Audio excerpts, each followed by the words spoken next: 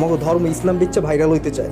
ওদের কথা হয়েছে কি, যদি বাবারে ভালোবাসো, যদি মায়েরে ভালোবাসো, যদি আল্লাহরে ভালোবাসো, তাইলে লাইক দাও, আমারে ফলো করো, আমার ঘন্টাটা ধরিয়ে চারটে ফিসা ফালাও। এগুলো কি মানুষের কাতারে পড়ে যে এইগুলা নিজের ধর্মরে বিকৃতভাবে উপস্থাপন কইরা নিজের স্বার্থ হাসিল করে?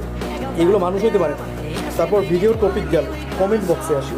কমেন্ট বক্সে কি বলে, যদি মায়েরে ভালোবাসো তাইলে লাইক দাও, যদি প্রিয় নবী হযরত মুহাম্মদ সাল্লাল্লাহু আলাইহি ওয়াসাল্লামকে ভালোবাসো তাইলে লাইক দাও। আর আজকের আমি একটা কমেন্ট দেখলাম যে ডিরেক্ট লিখে দিছে যেন ওইটা আমি নিজে বলতেছি যে আল্লাহর কসম আমি লাইক দেব, আল্লাহ মাফ করো। এই জানোয়ারের বাচ্চাগুলোর কি করা উচিত?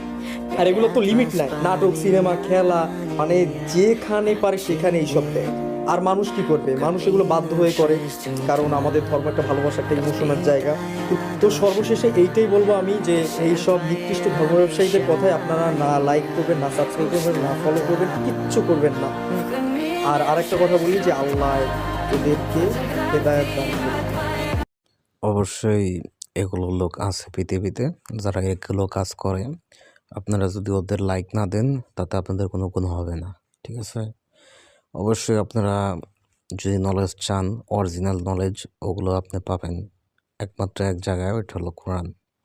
আর আপনাদের জন্য কোরআন, সবথেকে ভালো মানের কোরআন আছে, অনলাইন ভার্সন অ্যাপ, ওটা আমি অবশ্যই পিকচার দিয়ে দেবো।